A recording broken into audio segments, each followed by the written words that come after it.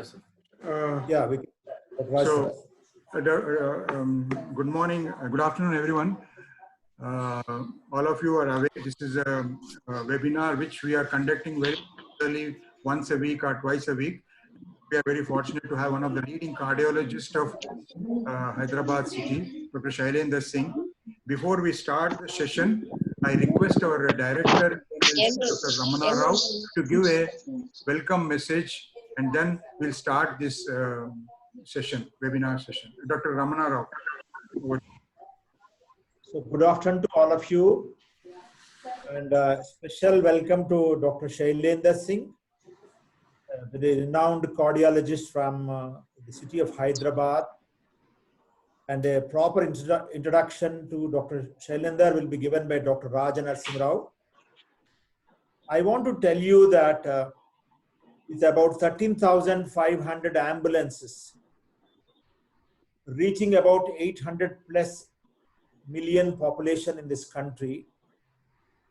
We are on an average having about 23,000 emergencies being served every day. And we found that the cardiovascular emergencies, particularly in pre-hospital care, we go by the chief complaint-based approach. We use the word chest pain. We record about 4 to 5% of chest pains in most of our operating states, except in states like Goa, where the percentage of chest pain cases are more than 10% at any given point of time. The basic life support related competencies which have been ensuring that they are universally available. All our EMTs are trained in basic life support, particularly the sudden cardiac arrest, and we have created a standardized protocol for chest pain in collaboration with Stanford, and we have been using certain drugs. We are able to stabilize patients, and I would often use the word that our paramedics and EMTs, they have been practicing high quality CPR. In addition to this, we had the great honor of getting associated with a group of cardiologists in Tamil Nadu about 8 to 9 years back, and we worked together, and we have been a part of the STEMI guidelines. It was also approved by the Indian Council of Medical Research. So now the Tamil Nadu government has taken it as a program. So we have done the proof of concept, and if you Google ICMR and STEMI framework, we are very proud that we were associated with a group of cardiologists. We have done a study a couple of years back, a retrospective study where about 260,000 chest pain cases are being attended in our organization. And many times we have an opportunity to really save lives out of these critical cases which present with chest pain. Since 2007, we have been spending time on ensuring the advanced paramedics in the country who can interpret an ECG, who can do a checklist for the anticoagulation therapy. They can also transmit an ECG. They can do a cardioversion also. With all these competencies, with the growing burden of cardiovascular disease in our country in terms of dialysis, which is about 56%, we have started 2 initiatives, one in Goa with a fleet of about 5 cardiac ambulances. We have a doctor there, we have a paramedic, and we are trying to create a proof of concept that before the case of a suspected acute coronary syndrome reaches a 24/7 cath lab, how much of a pre-hospital care can really contribute in terms of a favorable outcomes. Because we know that AACS and these are all growing problems in our country. Having said that, because of the urbanization and the long distance of travel, in 2 states, Tamil Nadu and Goa, we have established a specialized center which is about 1,100 square feet with a doctor and a paramedic. It is called emergency stabilization centers. Even in those centers, on an average, we will have about 30 minutes of window to stabilize the patients. But in all suspected ACS, we do an ECG. We are not doing troponin at this point of time, but we are able to provide a pre-arrival information to the definitive care centers, particularly the cardiac centers where the patients are being transferred. Having said that, I'm very proud to mention that since 2006, GBK EMRI has been recognized as an international training center by the American Heart Association. And most of our EMTs are also trained in basic life support by the American Heart Association. Okay, Papa is To date, I think we must have given certification, either BLS, ACLS, or passed to over 62,000 care providers across the country and even Sri Lanka also. Last point, I want to tell you that for the last 5 to 6 years, GBK EMRI has been recognized by the American Heart Association for its large number of healthcare workers getting trained in the BLS or ACLS training programs, including the government doctors and nurses, either at the gold or a silver recognition. So we had an opportunity to be associated with Global Resuscitation Alliance, is one of the things which is related to the cardiovascular events. So this is brief about our involvement in the cardiac emergencies. In the light of COVID, every day we are current average is for the last 3 days, we are transferring more than 7,000 cases across all the operating states, and cumulatively we have touched about 600,000 COVID-related transfers. 1 week back, we have sent an advisory to all the state units that because of the COVID situation, as in many of the other countries in the world, the chest pain complaint or the acute coronary syndrome or the STEMI patients, they are not coming and using our 108 services. They are not approaching the hospitals, or they are having that sense of false security or a fear that this may not be the right time to visit a cardiologist, a hospital. So these are a few points. I'm sure that Dr. Shailendra Singh, who is specially invited, I thought I would also share our perspectives. And our paramedics are very keen to listen from you. We are very fortunate to have you here. Thank you for your attention. I'm sure that it will be phenomenal learning for all the participants here. Dr. Raja, over to you, please. Thank you, Dr. Ramana, for all the things you have said about EMRI and what is happening in EMRI. So, straight away, I'll try to introduce Dr. Shailendra Singh. Dr. Shailendra has done his medical school from Kakatiya Medical College. I'm very fortunate to be a student of Kakatiya and a classmate of Dr. Shailendra Singh. He is a very jolly man. Up to 3rd year, I remember he was very casual, but after 4th year, he has taken the as a challenge, and he changed a lot, and he dedicated most of his time in what you call in the medical field. After his medical school, he did his post-graduation in internal medicine in Osmania Medical College. And in his medical school also, he had many number of books. He had a gold medal in the, I still remember in the subject of ophthalmology. Ophthalmology was a very rare subject. People, they used never, in our time, they never used to study much of ophthalmology, but Shailendra was so perfect. Even that Dr.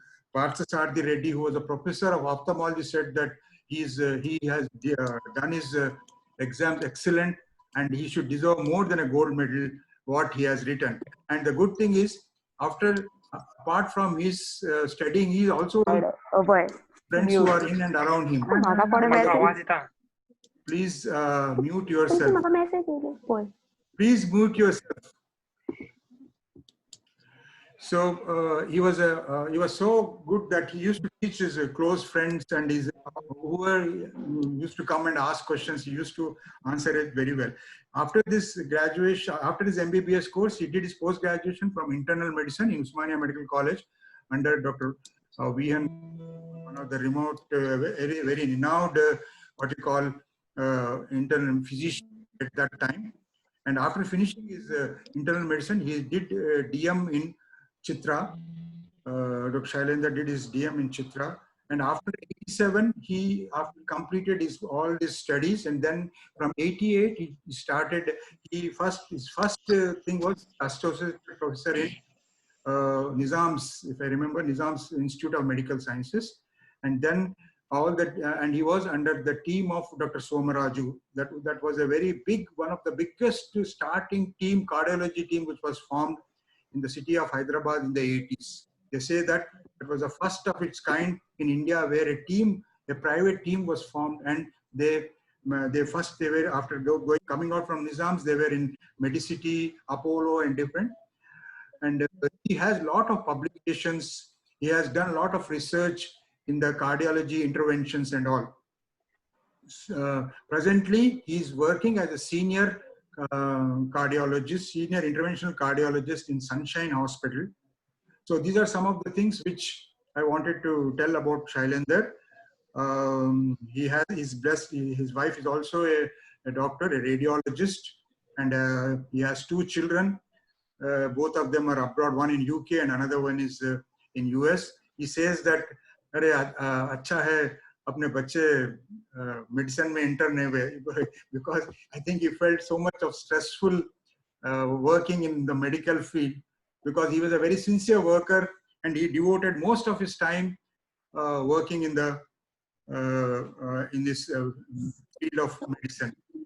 So now, with this short introduction, I'll pass on to Dr. Shailendra Singh. Thank you, Dr. Shailendra.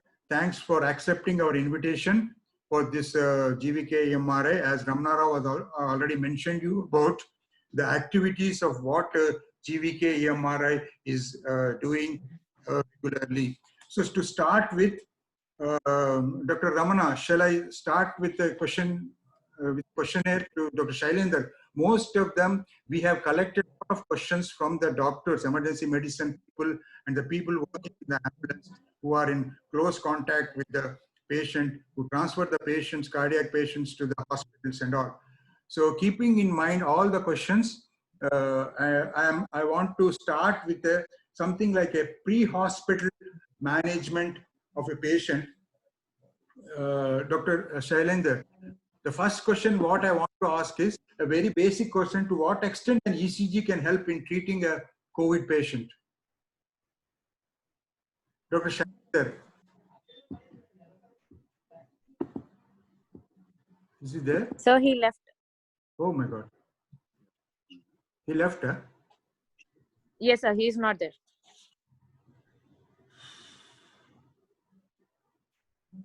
There's some problem.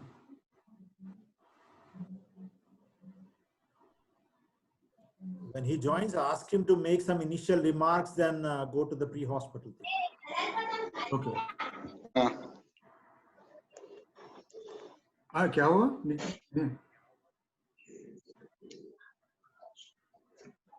अच्छा, phone पे कहा था. बता तेरा होने से ठीक है. Okay, we'll wait for you. Okay.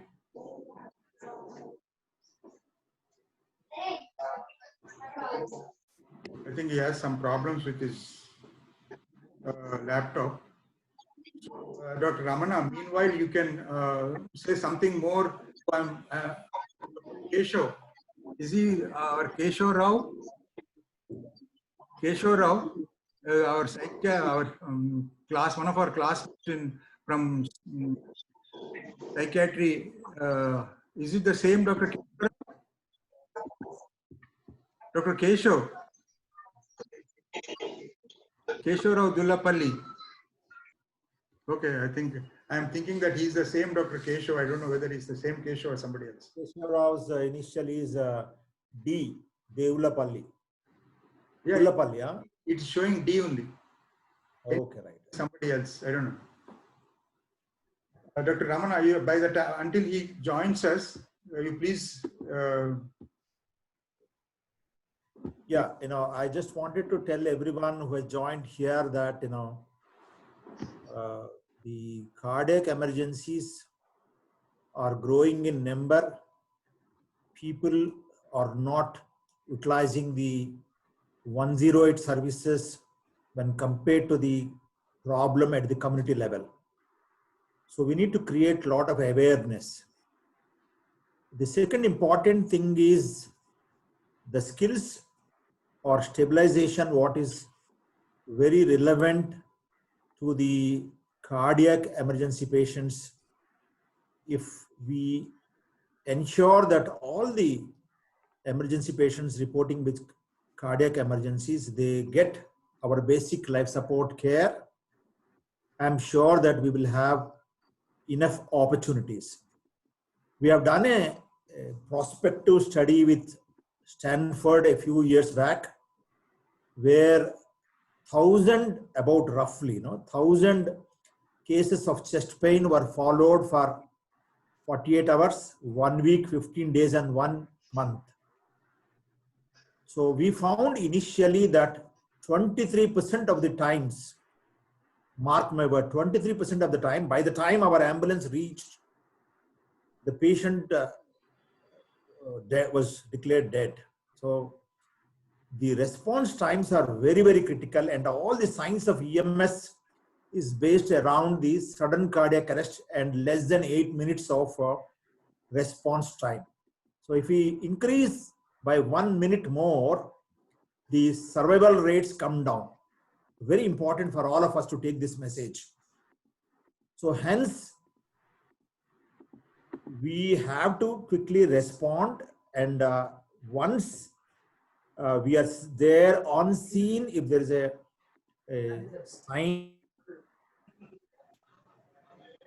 the respiration is not there, we need to start the CPR there.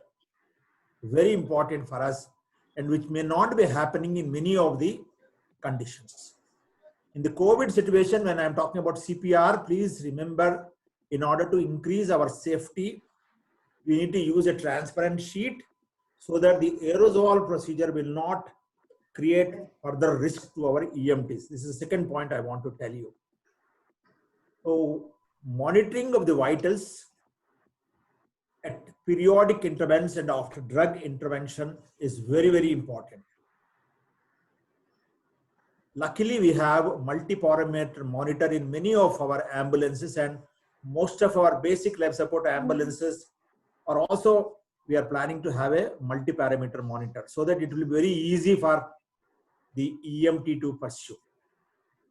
Chest pain and cardiac emergencies is one condition where we must have to seek ERCP guidance. And my evidences show that not all EMTs are seeking the advice of the ERC physician who is sitting in the state level ERC. So please make it a point to contact the ERC physicians in a very scientific manner about the chief complaint, starting of the chest pain, the shortness of breath and vitals, and then the stabilization, what you have already done. And there are certain drugs. Suppose if any patient with chest pain, if ecosprin has to be given as per protocol, there are very few contraindications. And we find that not even 35 to 50% of the times the drug which is easily available in all our ambulances is being used. It's not, there are certain pockets which are not being used, but there are some states where the adherence to the chest pain protocol is very high. We are also using coronary vasodilators, and there are very few contraindications unless the blood pressure is more than 180 or so. We can safely use sorbitrate or the other coronary vasodilators we have. So the usage of these two drugs are very, very important. And the third important area where we can really work is we need to assess the pain, right? So pain management is also very, very important along with oxygen and IV access. Okay, now I will hand over to Rajana Singh Rao. I'm sure that Dr. Shailendra must have joined. These 5-6 points, I thought I would fill in the gap and then reiterate to everyone. Dr. Raja. Dr. Shailendra, I think. Hello, hi Raja. Yeah. Can you hear me? Yeah, we can hear you. So. Okay, I'm sorry. Internet suddenly went away. Yeah. So actually, I gave your introduction. Short. Yeah. You're a very modest man. You don't express them. They don't know much about your activities and all. So I just mentioned them about that activities, what you are doing and what all hospitals you have worked and all. Now coming to the Shailendra, many of the questions have already been sent to us from our emergency medicine people and all. So I want to start with basic questions because many of our EMTs, they work in the ambulance, and as Ram was telling, we also have an ambulance where they transmit the ECG to the base, where the cardiologist or somebody will see the ECG and then give treatment. So my first question is, to what extent an ECG can help treating the COVID patient? Yeah. I think now the problem is there are two things. Before I go to COVID, I think what they are doing abroad, which is to cut down the time from the time the patient is in ambulance to the time to come to the cath lab. To cut down this time, what they have done is they have eliminated emergency room. So from the ambulance, the paramedic calls the cath lab. The cath lab responds, and the patient ECG is transferred to the cath lab. The cath lab doctor sees the ECG, and the patient is directly transferred to the cath lab, and there is no ER. So there is no admission sheet, there is no admission book. All those things happen later, but the patient goes directly in. By doing that, they have cut down 1 hour waiting time, 1 hour of waiting time. So if the window time is from the time of the onset of the chest pain, or for the time of first medical contact, from the time of first medical contact to the time in cath lab, 120 minutes. If you can do that, you can save a lot of lives. So that is very, very important that one should know. Now, let us come into the topic, that is COVID. COVID is this is a dreaded disease, and the virus, 6-month-old disease. We are still learning a lot about the disease, the way it presents, the way previously we thought it presents only because of pulmonary complications. But we now know that almost every system is involved with COVID. So the COVID is a very dreaded virus, very, very highly contagious. The problem was there were many other pandemics that occurred before this, or epidemics that occurred before this, but the virus was not so contagious. Now this virus being so contagious, and which group of which patient becomes sick and which patient doesn't become sick cannot be predicted. And therefore, that's why it is very important to keep the patient under medical supervision. That's why it is very important. Now, how important is ECG in a patient with chest pain? In a patient who is COVID, what is important is what are the comorbidities. Suppose the patient who is having COVID has comorbidities, has pre-existing heart disease. Like for example, in Wuhan, where they did the first time and the COVID was detected, they found that about 10.6% of patients were having pre-existing heart disease, about 6% hypertension, and about 8% patients were having diabetes, hypertension, or heart disease. So when these patients, now we know in India it is much more, because what is the incidence of hypertension in Hyderabad city? 1 in 4. Every 4th person you see on the street is hypertensive. So that is the incidence of hypertension that you have.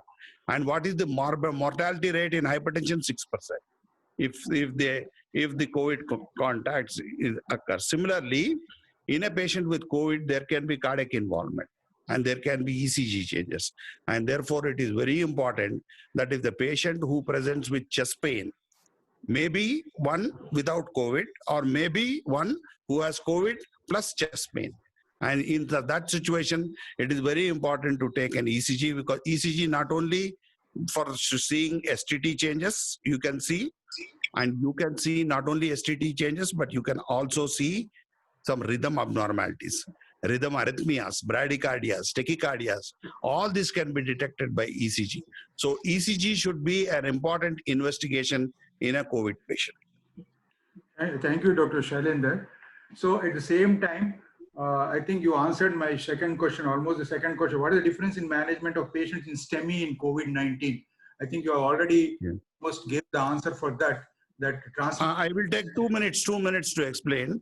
How do you manage STEMI in COVID? If the patient has a ST elevation MI, now patient who has an ST elevation MI, once he is taken to the ER, you have to decide whether the patient has COVID or no COVID. If the patient having COVID, there is a delay of 1 hour is allowed. Suppose the delay from door to wire time, we call it. That is from the door of the emergency room to the time the wire is passed into the patient's coronary artery is 90 minutes. That is what is allowed. But now we can take 1 hour more in presence of COVID because these patients require to be tested. The best way to test such patients would be to do a rapid antigen test. Unfortunately, not freely available. We know that we miss 30% of patients if you do rapid antigen testing from COVID, but it gives some degree of relevance. If you are not sure, you don't have rapid antigen test. If the patient comes to your ER, you have only one cath lab in your hospital, then you thrombolize the patient. Then you should immediately thrombolize the patient with tenecteplase. Then later on, you can keep the management.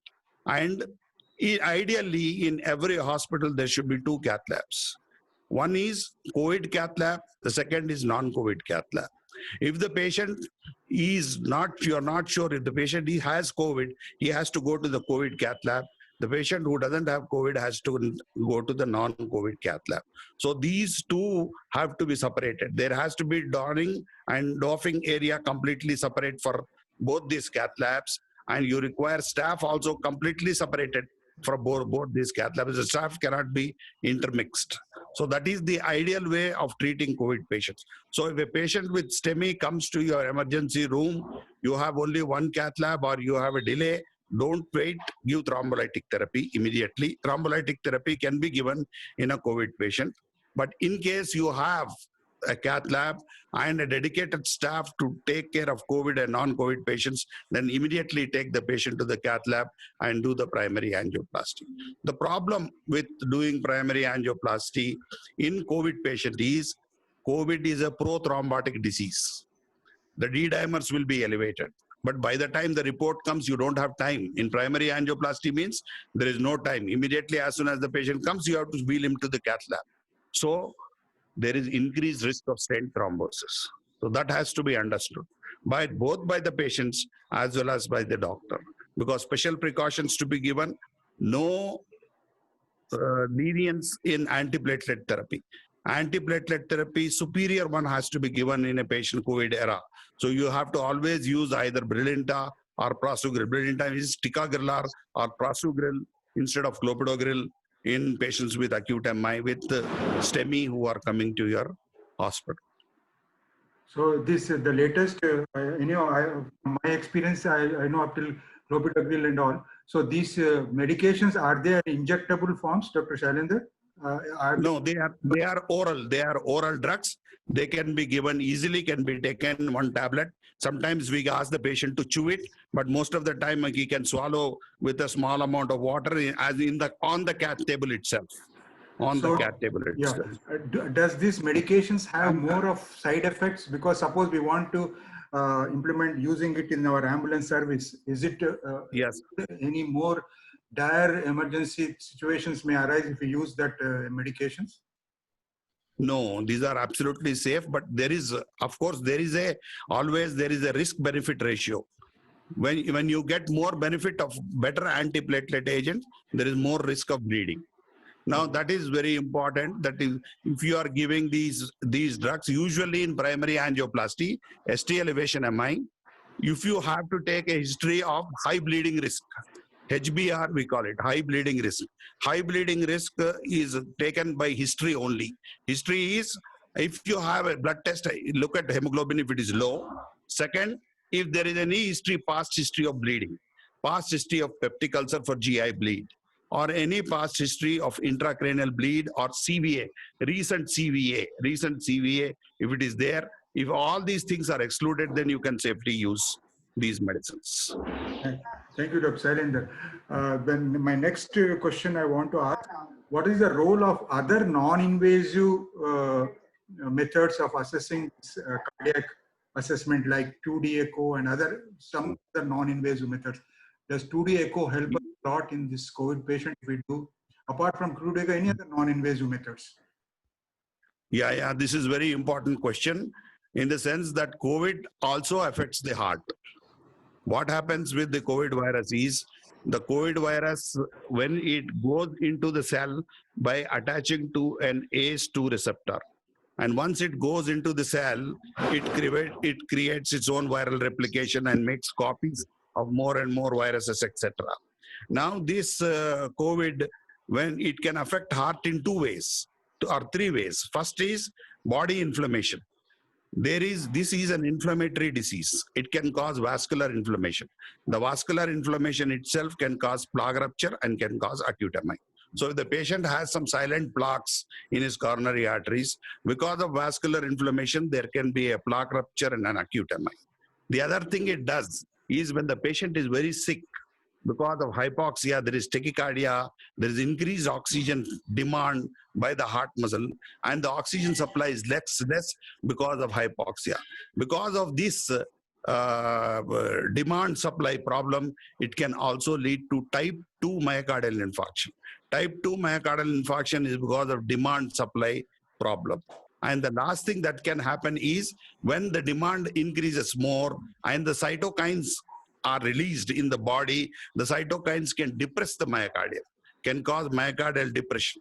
And also the virus can directly affect myocardium and cause myocarditis. And when these things happen, it leads to LV dysfunction and heart failure. So these are the 2 cardiac manifestations of COVID.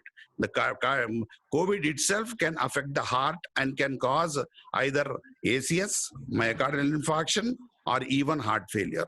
And what happens when COVID affects the heart? There will be ECG changes. And if you do troponins will be elevated.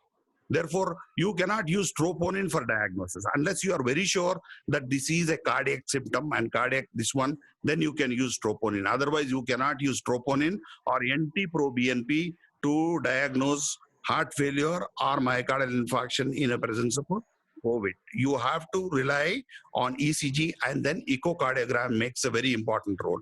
Echocardiogram, because you will know cardiac function, number 1. Number 2, you will also know whether there is LV dysfunction or not. Second, you will know whether there is regional wall motion abnormality.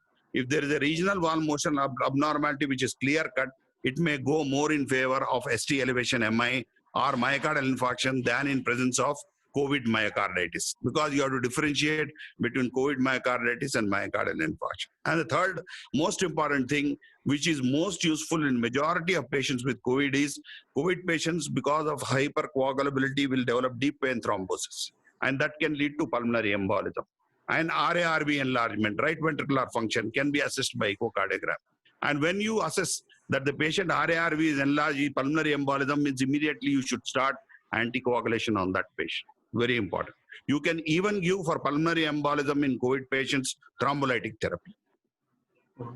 Thank you, Dr. Shailendra. Actually, my next question was about pathophysiology, brief about that COVID-19 effect, the cardiac pathophysiology, not that. So you have already almost mentioned the pathophysiology. Dr. Shailendra, what I wanted to ask, why is bradycardia so much this important COVID patient? Yeah. Is it because of the myocarditis or any other? Yeah. There are 2 abnormalities in heart patients that can happen. One is tachycardia, which is very common. Tachycardia indicates that patient is very sick. First of all, patient comes, his heart rate is 120, then you may know that the patient is sick patient. So tachycardia indicates that the patient is sick. Tachycardia can also lead to ventricular arrhythmias if not taken care properly. Now, bradycardia can occur. Bradycardia is a very more dangerous symptom than tachycardia, more dangerous evidence than tachycardia in these patients. And this bradycardia, when it occurs, it indicates there can be severe hypoxia. Severe hypoxia can cause bradycardia. Bradycardia means very sick heart. Heart itself is very sick. That's why the rates are very low. So these patients require immediate emergency management. So some of our doctors who are working in ICUs, intensivist, anesthesiologists, they have started a new term. There's silent hypoxia and happy hypoxia. Now they have also started silent bradycardia. Is this term came into the cardiology, started by cardiologists or our ICU specialists? ICU specific. Silent bradycardia is as important as hypoxia. So, but, okay. So, Dr. Shailendra, my next, I wanted to ask about the role of the biomarkers in this COVID patients. Is it about biomarkers? Biomarkers. Yeah. Investigations. Troponin as well as, yeah, we have to look at biomarkers are very, very important. The first most important as for, let us look at COVID first, then heart. COVID, if it occurs, one of the very important biomarker that you have to think of is that they have NT-proBNP. NT-proBNP is elevated, there is increased clotting tendency. That is number one. Number two, when troponins are elevated, troponin can be elevated in a patient without heart disease, in a patient with heart disease. If the troponin is elevated, patient has COVID, no heart disease previously, troponin normal, survival better than troponin high, even with a normal heart. With an abnormal heart, troponin high again has very high mortality when compared to absence of troponin. So troponins are important markers in patients with COVID. Another important marker that is very important is NT-proBNP. NT-proBNP usually means increased pressures in the heart. So these increased pressures in the heart will cause you to release NT-proBNP, and NT-proBNP is elevated in them. But in presence of acute respiratory illness, they can be elevated. Therefore, you cannot use NT-proBNP to differentiate patients, whether this patient has heart failure or this patient doesn't have heart failure. It cannot be used in COVID. You have to be clinically certain that there is a heart failure, and then you can differentiate. D-dimers, as you said, is also why is it having so much of importance? Is it because of anticoagulation, this thing, or any other factor is there? Everybody now they go for D-dimers whenever. A D-dimer indicates worst prognosis. Worst prognosis. Actually, the elevated D-dimer. What is normal D-dimer levels? Age into 10. Suppose somebody is 50 years old, his normal D-dimer level should be 500. Suppose it is 2,500. Sometimes in COVID patients is about 10,000. Now this about 10,000 patients are very sick, very high mortality. The higher the D-dimer, higher the mortality. When initially we were treating COVID patients, when the D-dimer was elevated, patients we were not sure what is to be done. But now at least we know that enoxaparin has to be given 1 milligram per kg body weight twice daily in the same dose. Suppose somebody is 60 kgs, then 60 mg in the morning, 60 mg in the evening has to be given to prevent thromboembolic complications. But I have personally seen patients with high D-dimer on enoxaparin developing severe pulmonary embolism and DVTs. And if they develop DVT or pulmonary embolism, these patients, they require anticoagulation for 6 months. That's why it is very important. These are the markers that are very useful in patients with COVID, indicates that there is a higher sicker patient, higher mortality. And also it is very important that along with D-dimer, it is elevated, CRP will be elevated. Therefore, now steroids are being used more freely, and steroids should be used as soon as CRP elevation occurs, especially in the second week of the illness of COVID. Very important to use steroids as well as anticoagulation to treat the patient. Dr. Shailendra, what are the hypertensive drugs you prefer? What are the hypertensive are dangerous in COVID-19 patients? Yeah, this is a important question in the sense that many hypertensive patients are on ACE inhibitors and ARBs. ACE inhibitors are the class of drugs that inhibit ACE enzyme, and the ARBs are the class of drug that is angiotensin receptor blocker. So they block the AT1 receptor. When they block the AT1 receptor, the ACE2 receptor levels increase on the cells, and the COVID virus enters the cell through ACE2 receptors. Therefore, everybody initially felt that if the angiotensin receptors and ACE inhibitors are taken, then you will have severe COVID illness. But then many trials have been done, and they have shown clearly that these are not only safe, but these are also life-saving. Now, European Heart Association, American Heart Association, Canadian Heart Association have all come up with this one, that taking these ACE inhibitors, ARBs, is extremely safe. These class of drugs are taken by two groups of patients. One is hypertension, second is diabetics, and third is heart failure patients. So none of these medicines should be stopped if these patients are on these medicines, because these medicines not only has shown that in one study has shown not only that ACE inhibitors, ARBs are useful, but they also reduce mortality in COVID patients. Therefore, the initial fear that ARBs, ACE inhibitors increase COVID is wrong. It will prove to be wrong. And these drugs are safe and can safely be taken. And if anybody is taking them, don't stop it. That's good, because actually in the initial part, as you said, many of them were scared to take the ACE inhibitors. And I remember many of your colleagues and your friends called you and asked whether, and you were the first one who said that it is very safe to take ACE inhibitors, because of the publication of some of the. Dr. Shailendra, so what is the preferred antihypertensive in the COVID-19 according to you? Is it ACE inhibitor, where the patient is having hypertensive and diabetic?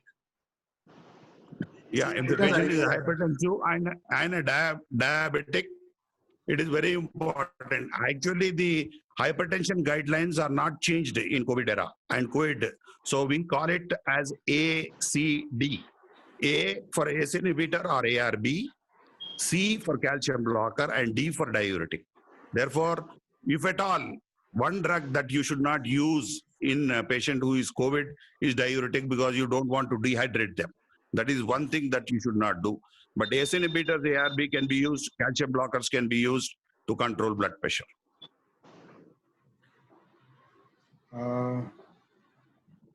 How to rule out the cardiac complications in a COVID patient? Yeah, cardiac complications of COVID are, one is myocarditis, but there are rare cases reported of pericarditis. We had one patient who came with massive pericardial effusion. We put a pericardial catheter. In fact, the cardiologist who put a pericardial catheter in him, his COVID report came after 2 days. In Telangana, it comes only after 2 days. After 2 days, that is COVID positive. And the cardiologist who had done the pericardial tap became COVID positive. So that is one rare complication that can occur, but the common complications are myocarditis. Lot of debate whether it is real myocarditis or it is cytokine storm induced myocarditis. There's a lot of debate, but very unnecessary to go into that debate. But the treatment of myocarditis or cytokine storm in majority of these patients is same as in any COVID patient, steroids as well as anticoagulation. These are the most mainstay of treatment in patients with COVID era. Myocarditis can occur because the ACE2 genes are abundant on the cardiac myocardium, and they can cause myocarditis. And also the cytokine storm can also itself cause myocardial fibrosis as well as myocardial delay. Whether there are delayed effects, whether there is delayed LV dysfunction that can occur, like for example, now we are seeing delayed cardiac lung fibrosis that is happening in some severe patients with COVID. Whether same thing will happen to the heart is not known, but it is one of the complications that can occur. In children, you are getting a Kawasaki syndrome. Kawasaki syndrome in children is an inflammatory disease of the vessels. When the vessels gets inflamed, it is Kawasaki. They develop coronary aneurysms, they get coronary blocks. All these things are possibilities they develop joint pains, they develop skin rashes. So Kawasaki skin rash, mouth ulcers, etc. are reported commonly, not commonly, but are reported in children. So in your hospitals, so suppose you are taking for a case for a angioplasty and all, are you doing the COVID test prior to taking the patient, or you are taking? It's mandatory. It is mandatory. We cannot. We only emergency situation. Patient is in acute ST elevation MI, then we take the COVID test. The report won't come anyway, but we will do the angioplasty. But all other situations, any patient going to the cath lab, first his COVID test is done. His CT scan is also done. And if the CT is normal and the COVID is negative, then only patient is taken into the cath lab. Dr. Except in emergency situation. Shailendra, what is the relationship between the pneumonia in COVID-19 and cardiac complications? Is there any relation, like this occurs and then they land up in cardiac complications, something like that? Is there any relation between the pneumonia, lung complication and the cardiac complications, or is it that lung complication have been not taken proper care and the patient had landed up in cardiac complication, something like that? Yes, that is very common. That is also quite common because see, if the patient has hypoxia, there is a type 2 myocardial infarction can occur. That is because if the lung complication is not properly taken, there is increased oxygen supply and there is increased oxygen demand, then the heart gets affected. Naturally, the heart gets affected. Heart also can get affected because of the increase in the myocarditis, but apart from the myocarditis, it can get affected by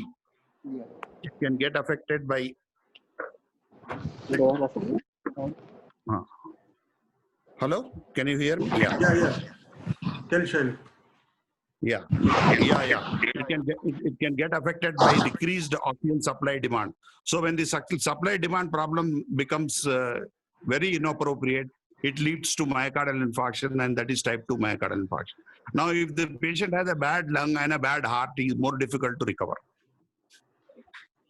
Dr. Shail, is there a different distribution of complications based on the demographic character like age, gender, rural, economic status of the patient? Is there any relation to this sense of COVID?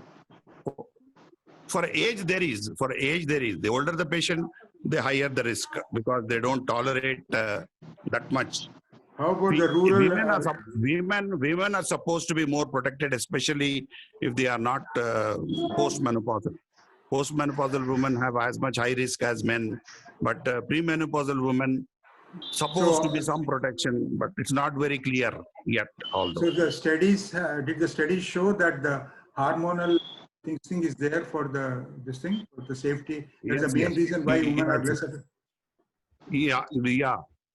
If they are premenstrual, their estrogen levels, etc., they are supposed to be protective against the complications of COVID. What is your experience in rural and urban? Rural and urban, the only difference that can be between rural and urban is the people in the rural areas, they are more likely to be less comorbid conditions and therefore they may improve little better. But of course, the most important thing in India, as far as rural-urban divide is concerned, rural, there are hardly any medical facilities and therefore people are at greater risk. But whatever the studies that are done showed rural, the complications are less and in the urban complications are more because of the overcrowding that is there in urban areas. And the overcrowding is not there most of the rural areas. That is the main difference. How about the economic status?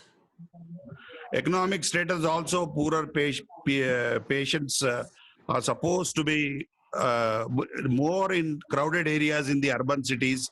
But they have shown now, for example, in Dharavi, they have shown that the herd immunity is almost coming. That is because so many patients, the antibodies are there. So that's how mortality is slightly less in these patients. Dr.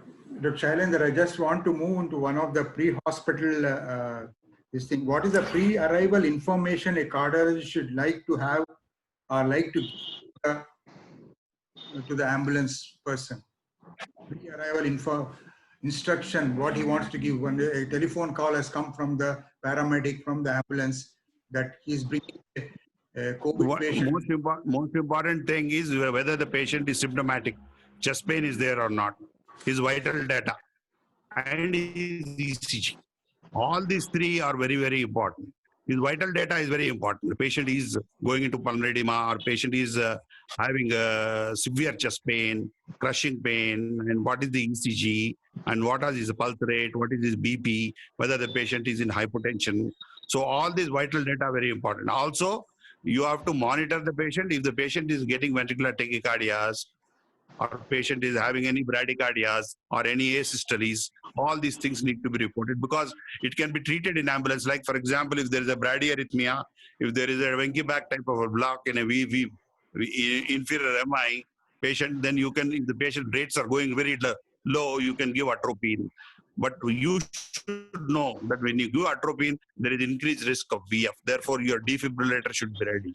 So that's what is very important, that you have to coordinate between the pre-medical as well as the cardiologist.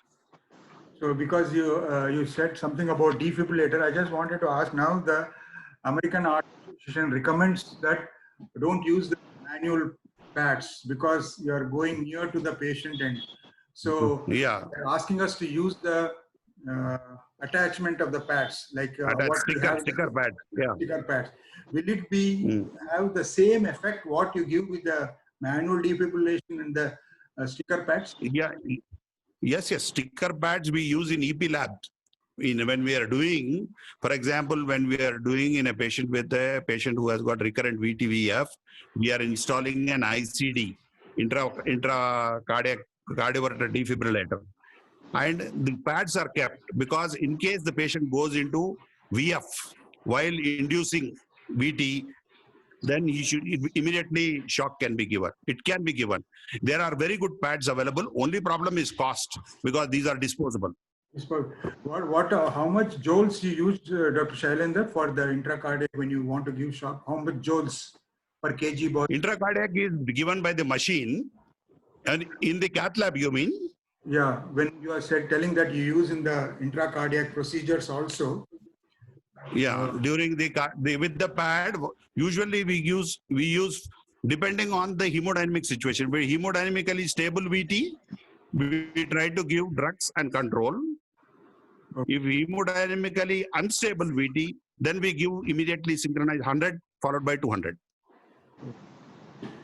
So, Dr. Shailendra, before I want to hand over to Dr. Ramana Rao, we wanted to ask some more questions. What is the key message for ambulance paramedics you want to give? For the COVID season, it is very important that they wear a PPE. It is very important that they should wear a PPE. They should protect themselves. And also, it is very important that the patient should be taken care of, that there should be adequate oxygen, adequate battery power, so that defibrillation monitoring can be done. Thank you, Dr. Shailendra. Now I pass on to Dr. Ramana Rao. Dr. Ramana, are you there? Very much, very much. Can you? So I'm sure Dr. Shailendra, you must be enjoying this interactive thing. Earlier we were encouraging only a PowerPoint slide-based one-way lecture, but we thought this sort of a thing would be many of the participants. I want to start with, because in the chain of survival, the first point is at the home or the workplace or the by the side of the road where the cases are getting reported. There is a lot of disturbance. I can't hear. Just 1 minute. Yeah. I'll mute all and unmute Ramana Rao. Can I? Yeah. Now you talk, Ramana. So, Dr. Shailendra, I want to first ask you that because of the COVID, people are not seeking EMS help, or the alert mechanisms are not happening. which is very, very important in all the cardiac emergencies. So through the EMS system of GVK EMRI, what is the message you want to bring it to the level of the people, particularly the bystanders or the family members? Do we have to be afraid of coming to the hospitals, or what kind of No. behavioral change you No, anticipate at this no, point yeah. of COVID pandemic? Because we need to bear with this for another 3-4 months at least. Yes, I think you don't have to be afraid of going to the hospital. What has been advised in the presence of COVID is unnecessary hospital, going to the hospital can be avoided. What is unnecessary? For a routine checkup. I am a hypertensive, I am taking antihypertensive drug. The doctor has asked me to come after 3 months. I want to go and get my BP checked. For that, it is unnecessary, that can be avoided. But if you are having a chest pain, if you have any illness, then you should go to the hospital. Don't be afraid to use ambulance. Ambulance is an excellent by which the patient can be safely brought to the hospital. It is not only important that you should know that you should reach the hospital safely, and the safety is guaranteed in the ambulance because there are trained paramedical staff who look after. So as soon as you enter an ambulance, that means you are entering a mini hospital, and the paramedical staff is there to take care of you and take you safely till the emergency room in the hospital. So that's why it is very important that don't be afraid to, in case you need medical help, don't be afraid to go to the hospital. Hospital is very important to go because you can have very dangerous disease and you can be probably ignoring it. Thank you for that very encouraging statement that there is a well laid out process in the hospitals to address the COVID also, particularly for the cardiac emergencies. In continuation of there what is a you good said, laid out. Don't be afraid that if you go in emergency to the hospital, you will catch COVID, because every doctor there is on PPE, and there is a well laid method by which they take you safely into the ER and then take care of your cardiac emergency. So when a chest pain patient is assigned to an ambulance paramedic, it will take about 15 to 20 minutes for us to reach what we call a response time. In the response time of about 15 to 20 minutes in this country, we have a sub-process called pre-arrival instruction. So sometimes we tell the family members, at least we will tell them not to move, even if it is first floor also, we will never allow them to climb down the steps. For example, a few of those positioning and then some of the instructions give. Do you have any specific ideas or advices for our paramedics for the pre-arrival instructions before the ambulance reaches the incident location? Do you have any specific advice for our paramedics today? Yes, told just now. Paramedics, I have told you, that as soon as the patient, you ask the patient, suppose the patient you are reaching in 15 minutes, better to wait for the ambulance, there, and there is unnecessary to make him walk or anything at that time when he is having severe chest pain. My question was mostly, can we ask them to use Ecosprin in case if it is available in the family? That is a very important question. Should we ask patient to take aspirin? It is very important that aspirin is prescribed to the appropriate patient.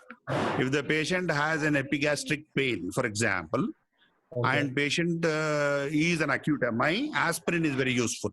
But if it is an active peptic ulcer or if it is pancreatitis, you will be making it difficult. So therefore, unless the patient is known, or comorbidities, that patient diabetic, hypertensive, elderly is having epigastric pain, therefore you take aspirin, you can tell.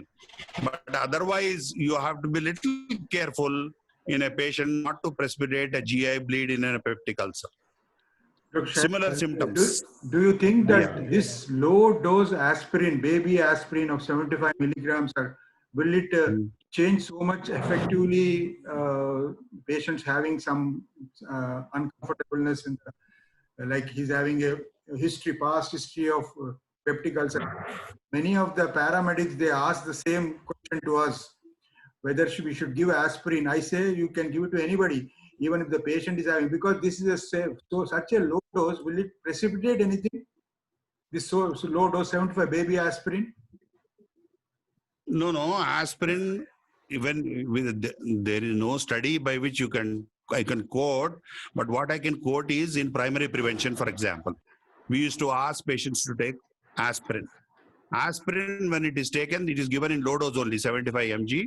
When you take 5, there is 5 per 1 lakh population who will have GI bleed.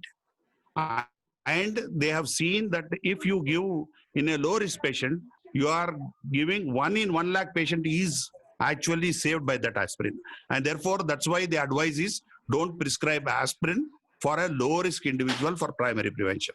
The same thing holds good for an acute emergency. Acute emergency, if you are sure that the patient is having a chest pain and it is leaking sweaty, etc., then you can give aspirin. That is not an issue. You can give the aspirin. But the aspirin dose, that is the first dose when you give for acute MI, has to be 325. Subsequent dose can be 75. So this is an important decision.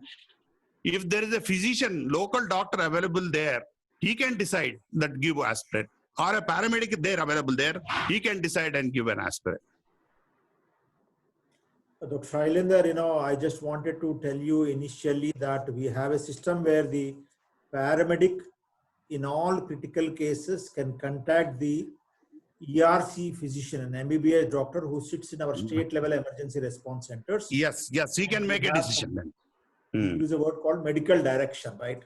So I want you to just give us some idea about, because one of the problems the country is really grappling with, which we are not able to really overcome, is the hospitals are located far away. And we have these two problems. One is a prolonged pre-hospital care and inter-facility transfers. For example, in Uttar Pradesh, I was there some time back, and a patient was transferred from the care of a MBBS doctor, a GP, a paramedic, and then the paramedic has to manage the case for 300 kilometers. Okay. Where there's a cardiology center is there, right?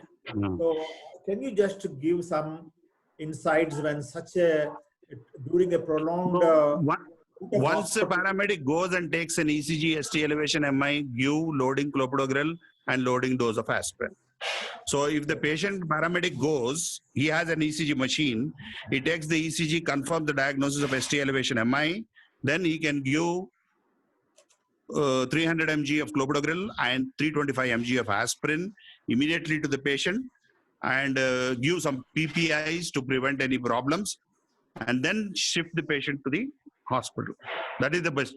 And if the patient now in ER, they are given in ambulance tenecteplase. Tenecteplase is a very simple thrombolytic agent which can be directly injected.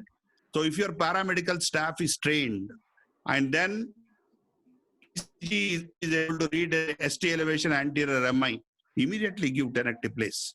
And dose is weight adjusted dose. Dose chart can be kept in the ambulance. So you can load the dose and give. Whenever you give tenecteplase, you have to give, prior to giving tenecteplase, enoxaparin 30 milligrams IV. So 30 milligrams of enoxaparin IV, followed by tenecteplase, followed by rest of the 30 milligrams of enoxaparin subcutaneously. If he gives this along with aspirin and clopidogrel, he can save many lives. So that is, in ambulance, thrombolytic therapy is practiced quite commonly. So that's what, at least in Western countries. You mentioned about the limiting role of a diuretic, particularly in the case of COVID and vis-a-vis heart failure also, right? Yeah. One of the drugs which we often use, and we see our doctors at the state level center advise the paramedic to use before they reach the hospital. Lasix. Right? Yeah. 40 No, milligrams. it is in a patient with an acute MI, if he is breathless, it is not bad to use Lasix if the patient is breathless. If the patient is hemodynamically stable, it is unnecessary. It will not help. It won't help. But if the patient's blood pressure is okay, you can use Lasix. It is not an issue. that much. If so, you mean to say when the patient is going into LVF and all, you have to use the diuretic. If not, it's not that much necessary to use a diuretic. Am I correct, Shailendra? Yeah, that's true. There is a discussion on hypoxia in the context of COVID quite often, and we have given instructions to our paramedics to use oxygen, medium flow, Yeah. high flow, and low flow, right? What Mm, is yeah. your broad guidelines in using oxygen in case of a cardiovascular emergency in a suspected COVID? Because sometimes you may not know the actual status of the COVID, but You have to check saturation. Nowadays, we have What is available? gone away from prescribing oxygen in a patient with a cardiac emergency, because previously all acute MIs, as soon as they come to ER, we used to put a nasal prong and give oxygen. Now that has gone. So there is no need to give oxygen if the oxygen saturation is above 95. So 94, 95 as oxygen saturation, no need. If the saturation is less than 90, you must use oxygen. So one more question which is related to the pre-hospital, then I'll pass it on to other members for their queries. That you mentioned about bradycardia and tachycardia, and you often mention that bradycardia is more dangerous because these are the only parameters which are available for us in the ambulance: pulse oximeter Ambulance, reading, yeah. vitals, and then of course we can measure the heart rate precisely. We also have a multi-parameter monitor. So what is that a paramedic can do in brady and in tachy? Sinus tachycardia, he cannot do much. There is no point in him trying to interfere. If there is a sinus tachycardia, just report it to the doctor and look for ventricular arrhythmias if it is occurring. If his oxygen saturation is low, give oxygen. And if the patient with tachycardia is feeling breathless or is going into LVF, then you can use Lasix. If the patient has bradycardia, symptomatic bradycardia, that is he's feeling giddy or there is hypotension, or brady is becoming very severe, you can atropine in the ambulance, atropine to increase the heart rate. This is a common problem in patients with inferior MI. Inferior MI, they may come with 2:1 AV block suddenly, and the rate may drop down to 30. That may be difficult to tolerate for the patient. So immediately give atropine, and of course, all hypoxias, make sure the saturation is good. If the saturation is low, you have to give oxygen. Because one of the reasons why patient, non-cardiovascular patient can also develop bradycardia is because of hypoxia. So these are all a few questions, but I just wanted to touch base on this because we encourage all our paramedics to start a vein, keep vein open, or start an IV fluid, right? Yes, that is very important. IV line should be there. Yeah. Any other, in addition to keep vein open or accessing the IV line, do you suggest any IV fluid till we reach a hospital in order to maintain? Certainly, you can put in order to keep the vein line running, because the blood doesn't clot in that. So that's why line running, you can start saline, normal saline, and keep the line open, because that line is very important, because these patients can develop VT-VF while they are in the ambulance, or they can develop severe bradycardia, and you require to give IV medication. And therefore, it is very important. The first thing that you have to do when the patient with ST elevation comes, apart from giving the tablets like clopidogrel and aspirin, would be to put an IV line. An IV should be secured very commonly, and keep a line open by giving some fluid through it. So all our advanced EMTs are trained in ECG tracing and interpretation.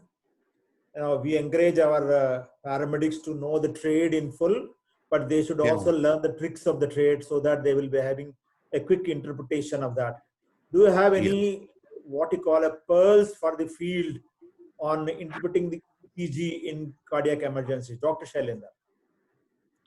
ECG is better taught with a PowerPoint slide. You should be able to show them what does a ST elevation means, what does a ST depression mean, what is the heart rate, how do you calculate on the ECG.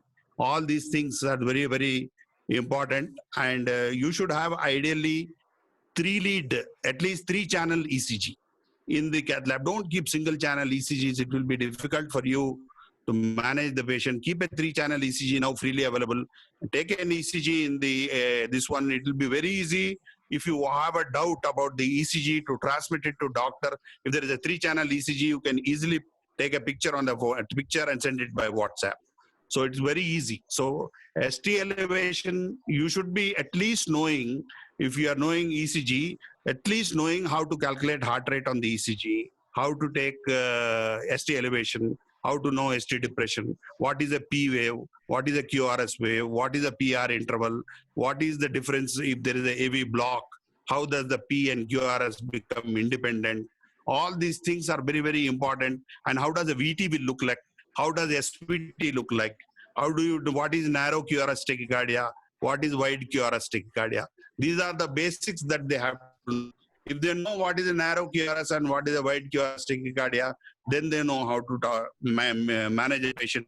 In that 1 hour, at least in our traffic, I don't think, now the traffic is less because of Corona, but in our Hyderabad, the way the traffic is, if you are coming from one side to the other, not going to the nearest hospital, it will easily take an hour in the traffic. So one more, any critical observations on the positioning of the patient in the ambulance? Because in COVID Positioning. context, you talk about prone and other things. In ambulance, do you have any a point to share as an expert? For COVID patients, it definitely proning is very, very important. Proning if the patient is hypoxic. Don't do it. Otherwise, if the patient is not hypoxic, don't do proning. But if the patient is hypoxic, proning and proning oxygen is very, very important.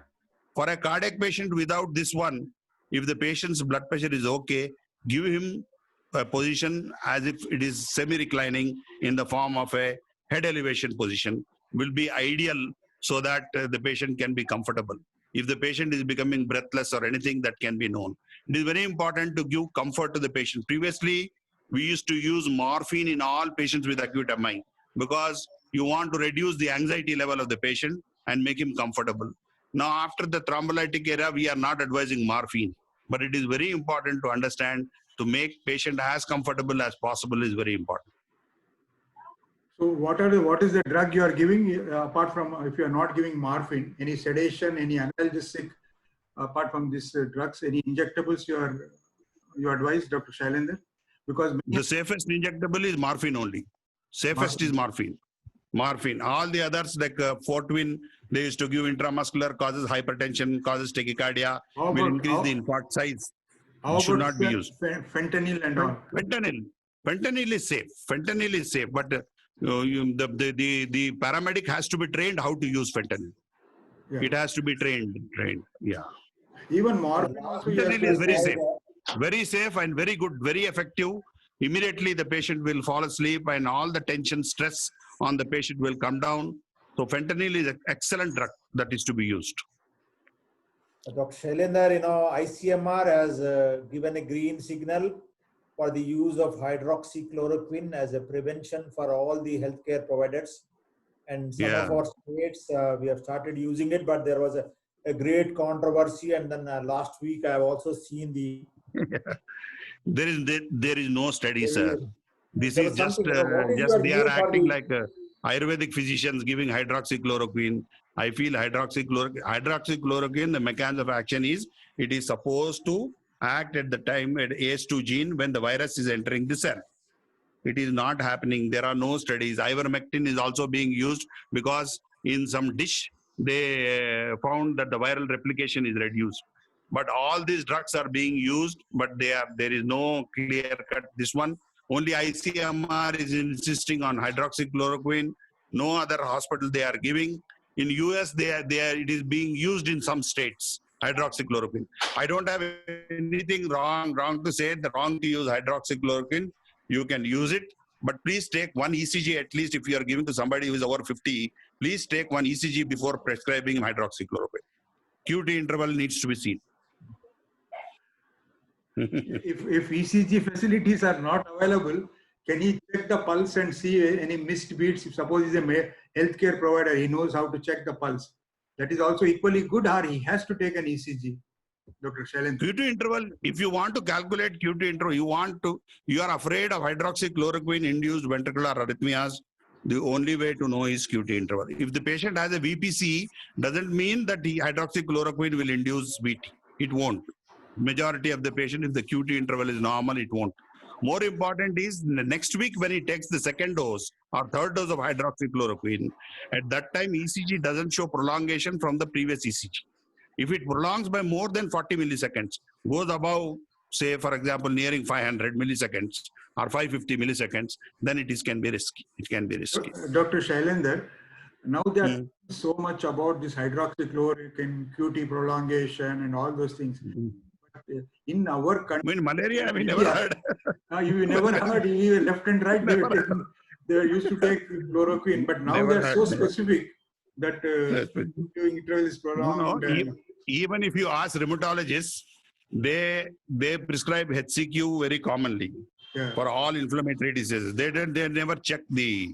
Probably we are becoming more sensitive about some of these things, I think, because of the. Because Dr. Ramana has raised about this hydroxy, I want to ask. I've seen many of the doctors and healthcare providers, they are taking vaccine like MMR. They are taking MR vaccine. That is also not proven. Not proven. There is no proof, nothing like that. They will say BCG will give immunity. They will say MMR will give immunity. You have to wait for COVID vaccine. Now COVID vaccine, hopefully 1 or 2 vaccines may come by January, but I am not sure how long they will give immunity. That is a doubt. Dr. Ramana, anybody want to ask Dr. Raveen, Dr. Keshav Reddy, who want to ask any questions? Dr. Raveen is there.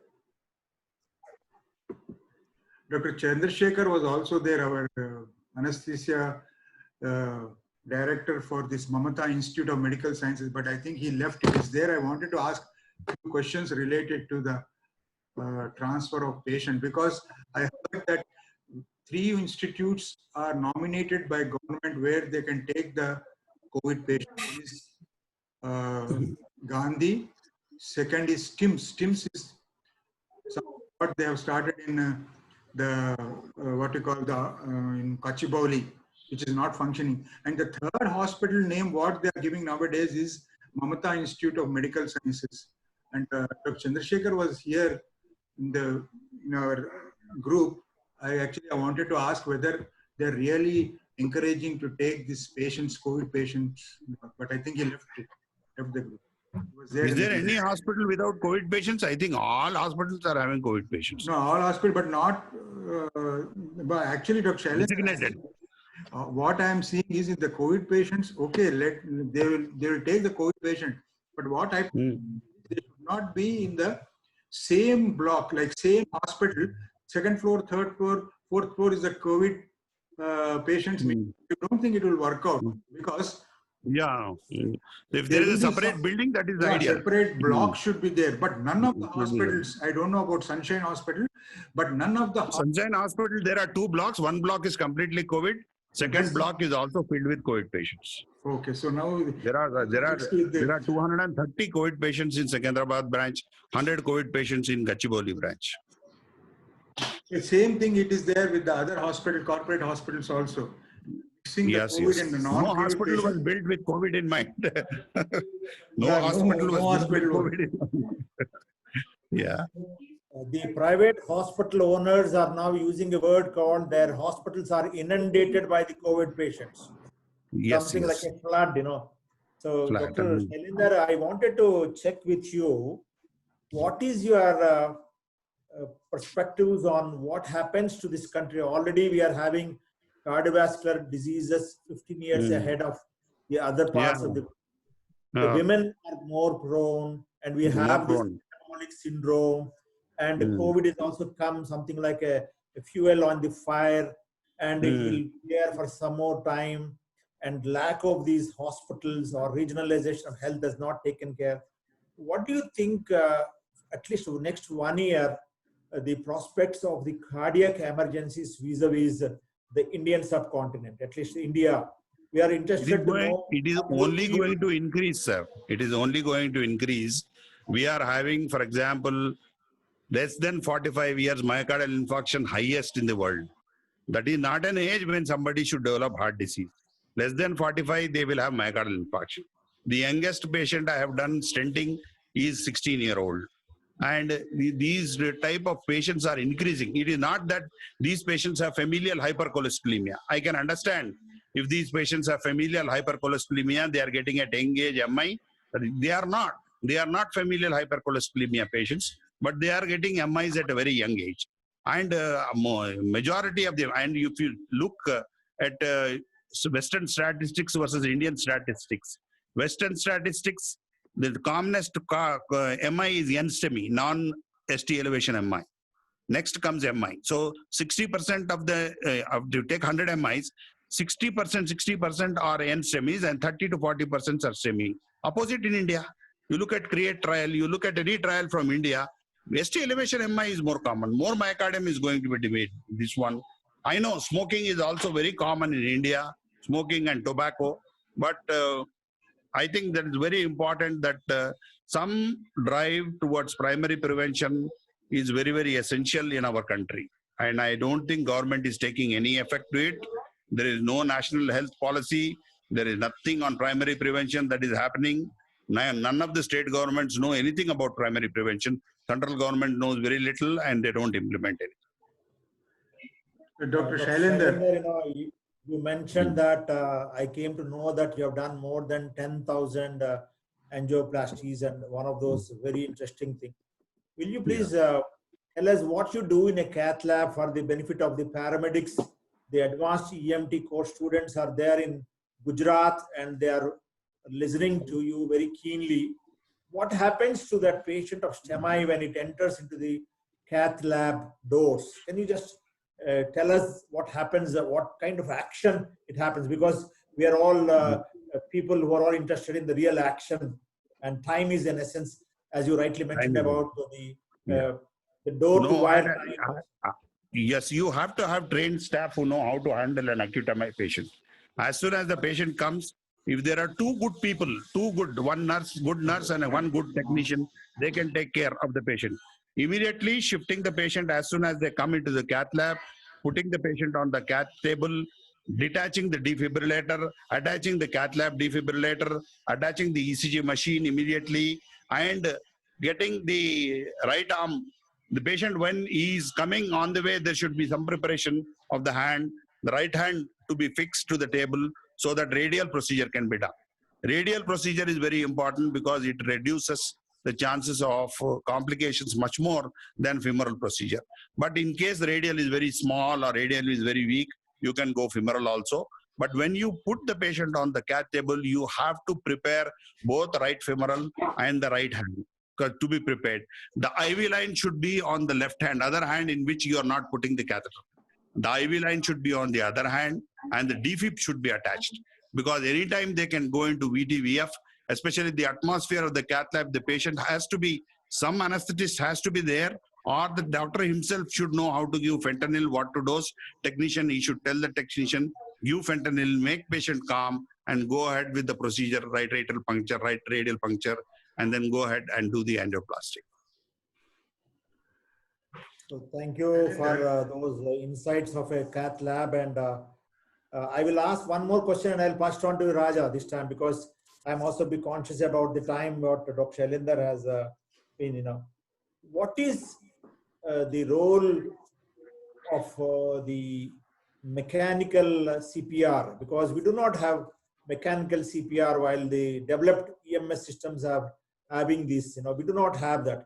So what is that as a cardiologist advice for a high performance or a quality CPR for our paramedics today?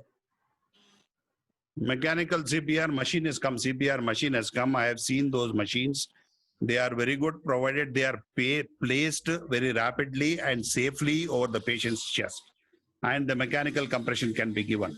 But I think the time taken for keeping and adjusting that machine itself is not, I feel is not very appropriate.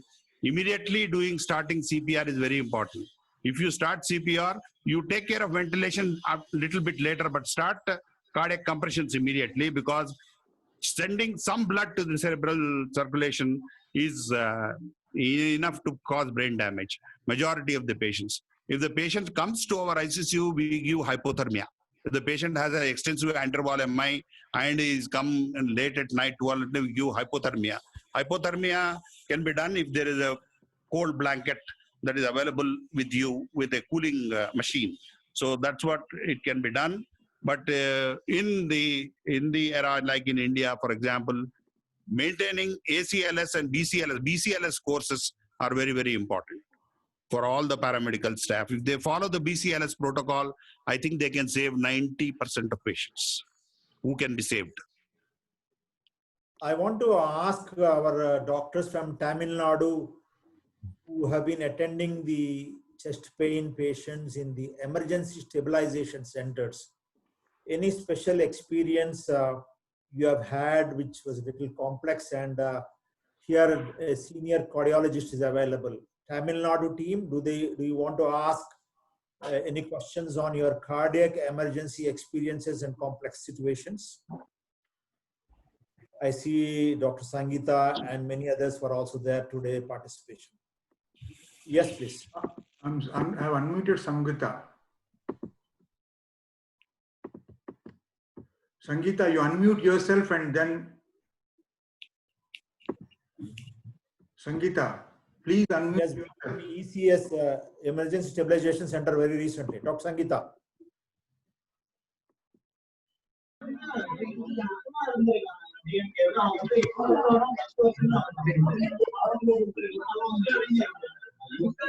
Sangeeta, I've unmuted you.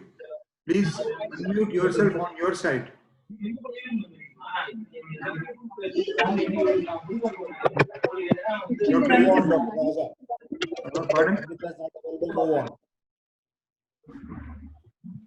I think that Sangeeta is still on mute. I don't know. I've unmuted her, but she's. Take over, Dr. Rajendra Singh. Continue the discussion, please. Yeah. Dr. Shailendra, one thing, I just from my this thing, what is your, what you call, message for the people, bad guys who say that I cannot stop smoking, I cannot stop drinking in this COVID period? What suggestion you give them? Oh, 1 minute. Shailendra, 1 minute. He's muted. Shailendra? Unmute, yeah. Yeah. Now can you hear? Yeah, I can hear now. Yeah.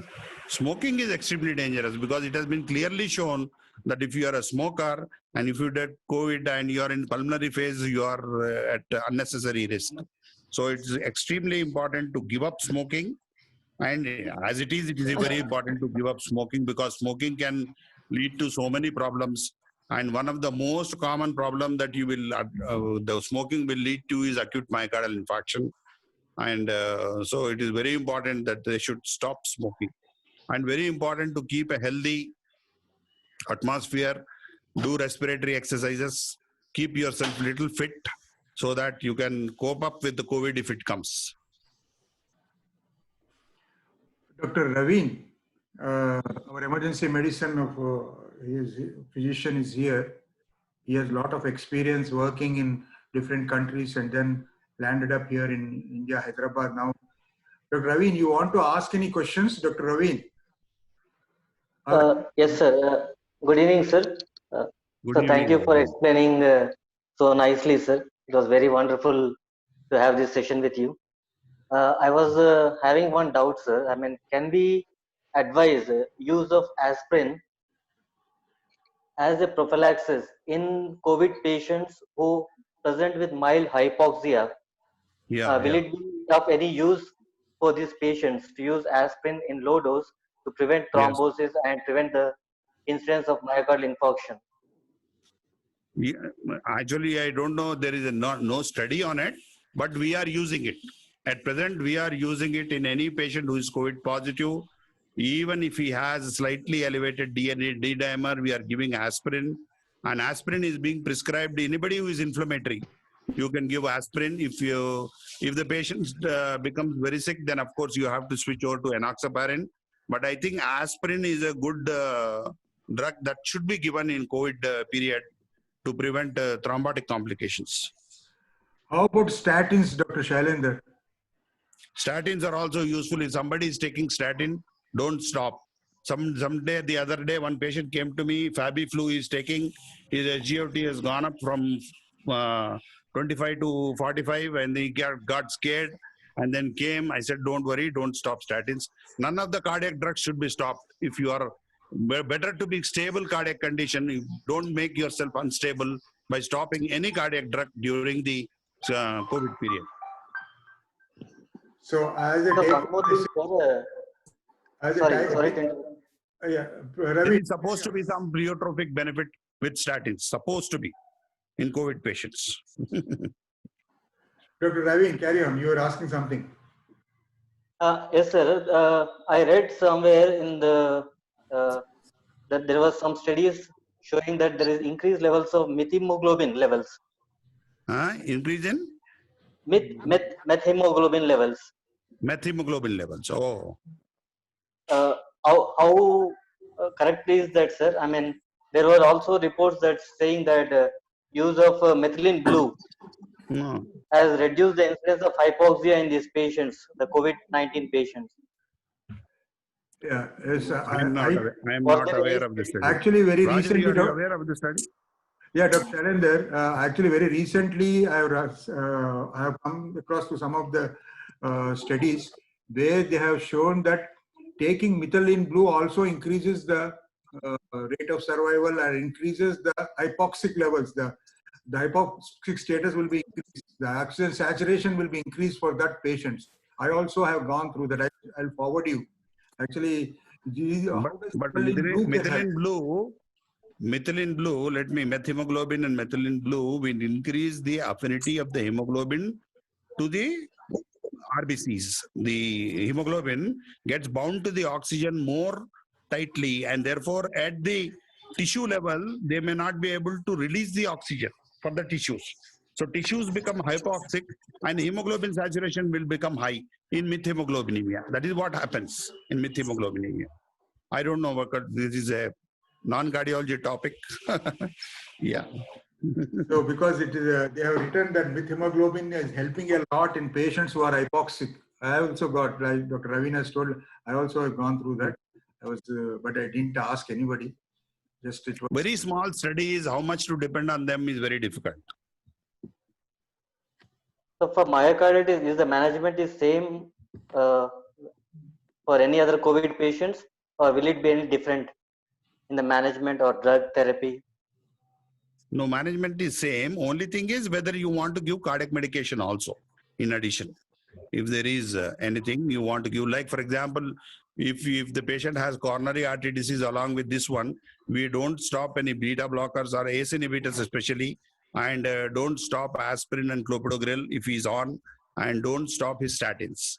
So similarly, if the patient has myocarditis, severe LV dysfunction, then some medication which helps, like for example, again, ACE inhibitors are very important. We have not used neprilysin inhibitors in patients with COVID, but ACE inhibitors are being used. ACE inhibitors being used to prevent myocardial damage further. So actually, Thank you. it's good. It's good you have explained very clearly, Dr. Shailendra, why the ACE inhibitors are in fact more useful than, because as you said, it will increase. They act at the level of AC1. You mean to say? Yeah. But COVID is acting at the level of AC2. Yes, it do. So I think many of the people, they were very much scared to continue the ACE inhibitors. But this after this lecture, I think we should advise them to continue the ACE inhibitors because it helps. ACE inhibitors, ARB should be continued. Should be continued. It helps in the cardiac and the most of the hypertensives are diabetic also. So definitely it will. Yeah, it definitely will. Dr. Keshav Reddy, you want to ask anything? Dr. Keshav. Because Keshav is the one who does a lot of ACLS programs, and he also trains the emergency cardiac care centers. We have some centers of emergency cardiac care centers in Goa and Tamil Nadu. So he Okay. trains those students. So I wanted him to come forward, and if he has any queries, I think he left. Okay. So if Keshav is not there, I request Dr. Ramana Rao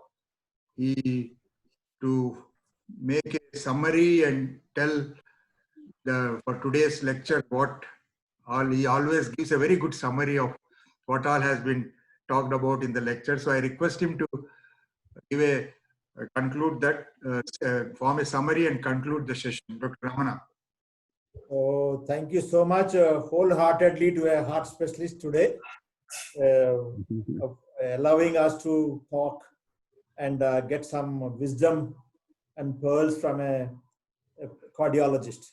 One of the rare times where, in spite of the COVID schedules, also you were able to spend about nearly 2 hours for us. A big thanks. And I'm sure that everyone will agree, whoever has participated, that it was a phenomenal learning experience for us.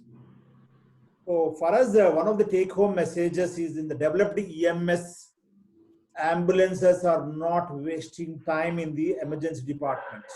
So that is something like a short circuiting, and it will really collapse the time, and which is very, very important. We often say that time is muscle, and that's a very valid point. And we should aspire that in India also the silos between the pre-hospital and the cath lab should really come down. That is a very strong message, and then that should be a part of our vision. The second statement, what he mentioned, was because of the COVID, there are some delays. He has identified 2 walls before the case goes to the cardiologist for a definitive care intervention. One is about the COVID test, and then he was suggesting that it should be a quick PCR test or a rapid COVID test. What he was mentioning, it takes about 30 to 40 minutes time, and independent of its accuracy, that is one thing. And secondly, he was also mentioning for the CT scan also before the case goes directly to the cardiology department. They have a cost on the patients, because 9 out of our 10 patients are from the rural areas, and 9 out of 10 patients are poor. Unless until we have an insurance, it may not be possible for us. Dr. Shailendra alluded the importance of acute coronary syndrome, STEMI, heart failure, and myocarditis. He has given us some impressive tips on the role of ECG and the 2D echo also.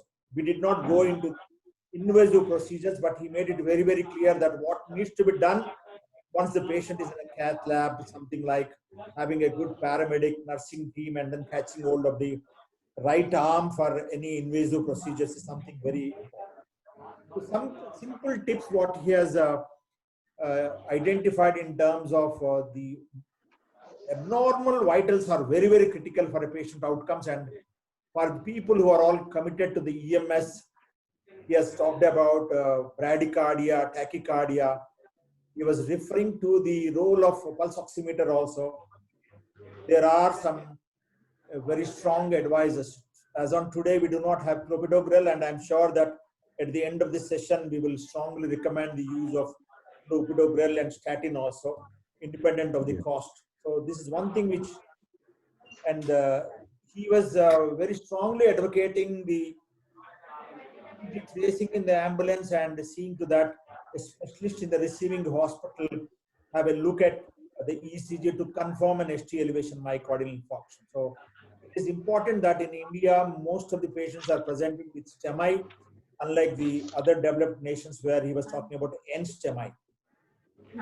So I'm very happy that there are a few important points that if the patient is in a hospital admitted for a long time, there's a threat for a deep vein thrombosis, and he was encouraging the use of thrombolytic treatment very early. I'm sure that in all our advanced life support ambulances, taking the lead from what Dr. Shailendra today mentioned, that we should aim for at least a checklist of the thrombolytics, and if possible, do some thrombolytics in our all ALS ambulances, and we will have to review whether the cardiac ambulances in Goa are really doing the tracing, and then they have initiated the thrombolytic stop. There was a good discussion on the troponin, and then a point of contact care is a term we use in the health system development, and I'm sure that we have planned, but we were not able to take it forward. But we will have a discussion with the Tamil Nadu authorities and see if the troponin is available in all the ECCs. A very good take-home message for all of us. So Dr. Shailendra talked about the importance of the D dimer. You know, many of our relatives, close friends, near and dear, may be there in the hospitals admitted, and he was talking about these biomarkers and D dimer. You know, the higher the D dimer at the rate of more than 10 per age, it may put some danger signals. It will be a very good message for us so that we can appropriately communicate about the prognosis. There was a very interesting discussion on the comorbid conditions, hypertension, diabetes, and the selection of the drug. You know, 2 points have come out very clearly during the conversation is that, you know, we need to be evidence-based. We need to be contemporary. We need to be at the cutting edge level. There was a very interesting discussion on the ACE inhibitors. There was a very clear-cut message on the use of hydroxychloroquine. So please, science is truth. And then imagine, independent of the ICMR, we all respect the ICMR institution, but as a cardiologist, you know, very important. The message for all of us is that we need to really keeping our ears to the ground, read the contemporary literature, but at the same time, bring our own experience. The patient outcomes are very, very critical. So we need to be confident. We need to be sometimes proactive in taking a decision. So he has quickly read out some of those changes what any paramedic has to look into in terms of ECG findings in a very crisp manner. I'm sure that, like me, many of you must have enjoyed these messages. So there is a reference to the defibrillator. There is a reference to the use of pads.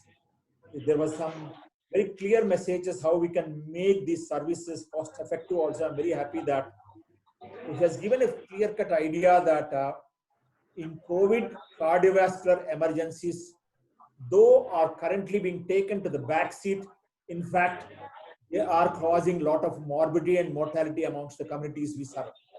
So one take-home message is that we need to create some awareness, and the paramedics all over the world, including India, they are the people, they have brought the trust amongst the communities they serve. So one word that any chest pain can be dangerous, if you can tell your communities, your own network people at the community level, it will go a long way. So for me, it was a very phenomenal thing. And I'm very happy that our Dr. Shailendra Singh, as I saw him long time back, is still accessible. And with a smile on his face, he was able to answer all our questions. Some of them are low-end and high-end questions. I just wanted to appreciate once again his involvement in that. And I'm sure that down the line, he would get an opportunity to visit us and look into our simulation complex also and be a part of our journey to save lives.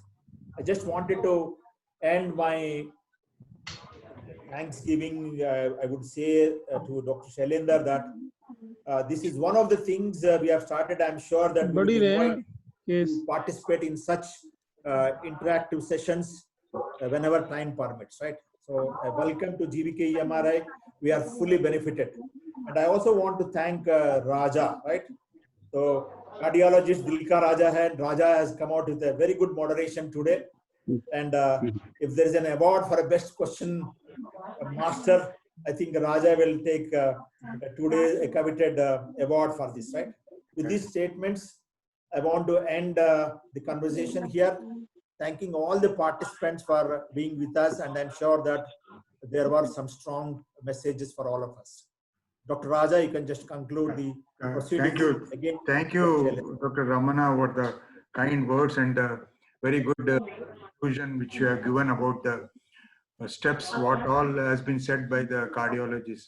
I once again thank Dr. Shailendra Singh for his prompt response in accepting this invitation, because just 2 days back, when I was discussing something, I requested him, can you come on this webinar, Dr. Shailendra? So immediately he accepted. He just saw his diary any this thing is there. But at that time he told at 6 o'clock I have a meeting. So Dr. Shailendra, we are also what you call, we are keeping our promises. We are freeing you before 6, 10 minutes before 6.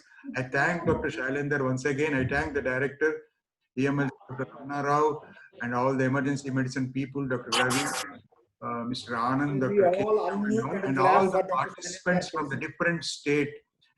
I thank, and many of the doctors, I've seen many of the doctors, they were there, like some of the anesthetists, some of the Dr. Psychologist was also there.